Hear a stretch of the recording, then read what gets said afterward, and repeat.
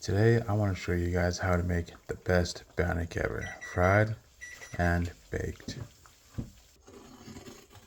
And I got this electric stand mixer for a good price, and I wanted to share what it has to offer. Starting with the fried bread, we're adding 2 cups of whole wheat flour. Then we're going to add 2 cups of all-purpose flour. Then we're going to add 2 teaspoons of sugar, 1.5 teaspoons of salt, 2 tablespoons of quick rising yeast.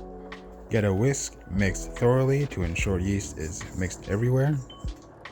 Now, fried bread is already amazing, but if you add some rosemary or sage, or even both, trust me on it.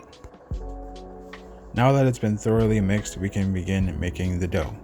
Now, mixing with my hands made me rage, so to ensure love is being put in this, I got the GEFT, which I'll be talking about in just a moment. But back to this, we will add our mix, and then we will get this closed up. Then we're putting 1 cup of all-purpose flour to the side. Next, we're adding 2 cups of warm hot water and make up for what you spilled. Now, if you don't have an electric stand mixer, this is where it's going to get ugly. Then once mixed until a liquid, thick, sticky consistency, start gradually adding our all-purpose flour, not the whole thing.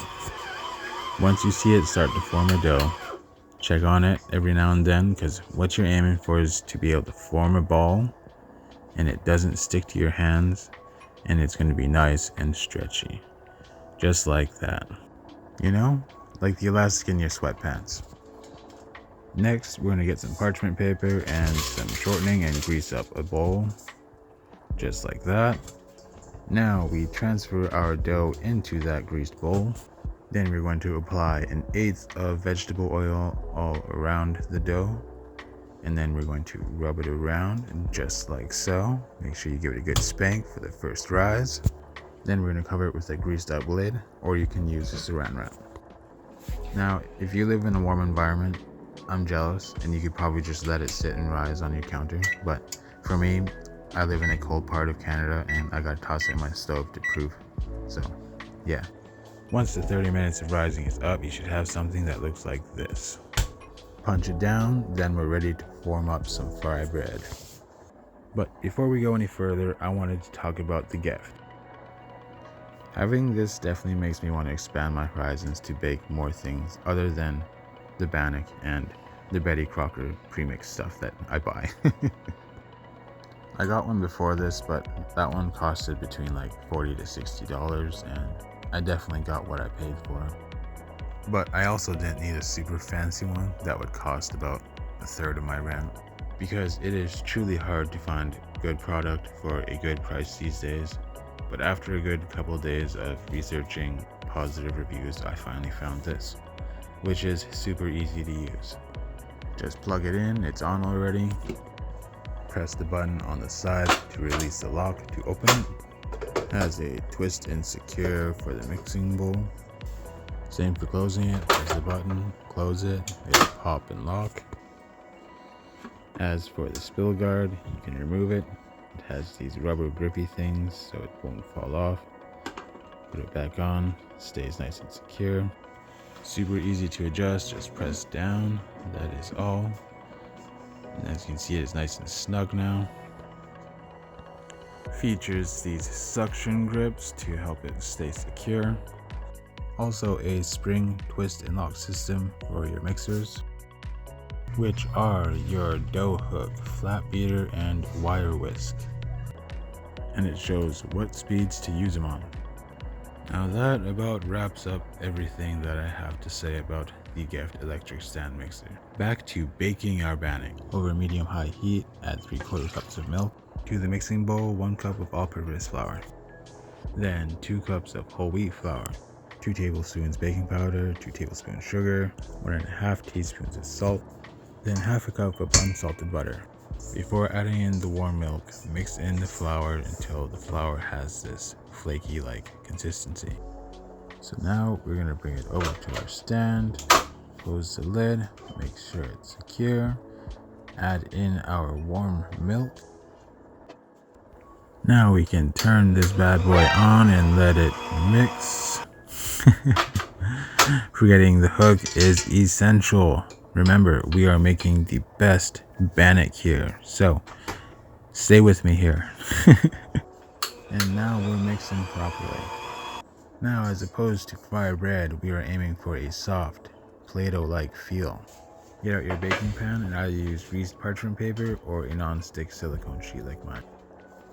Now we are forming a ball and placing it in the center and rolling it out flat till at least a 1/4 inch thick.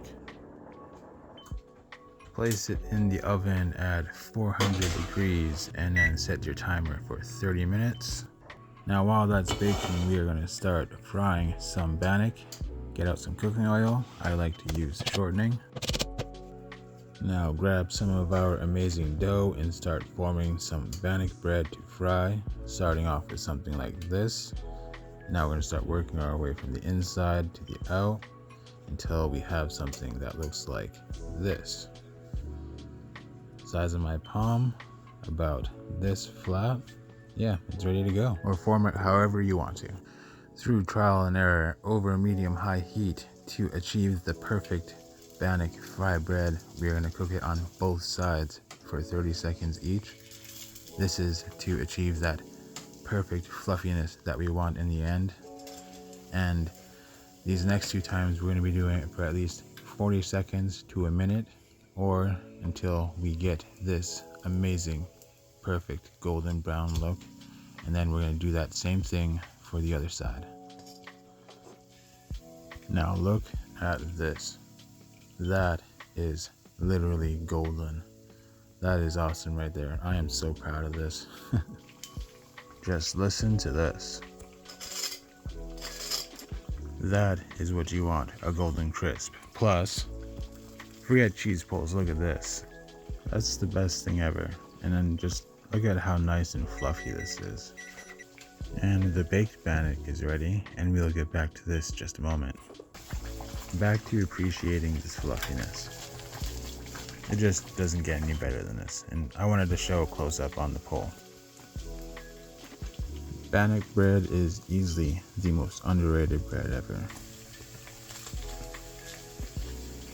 It has their own kinds of crisp, and they're fluffy in their own different ways too. So, to help get these more known, in honor of the indigenous community, I'm starting a But Deadly series. So, you guys are going to be seeing a lot more of these incorporated in my videos. And what got me motivated to do this series was the 1,000+ followers on my TikTok channel. And for my first vision, I created this deadly fried chicken sandwich that you can go check over there. But don't worry, the rest is coming over here. They just earned this one. And if you came from TikTok, you know I'm loyal to you and I didn't share the recipe over here. And if you enjoyed this, leave a like. Thanks for watching and don't forget to subscribe.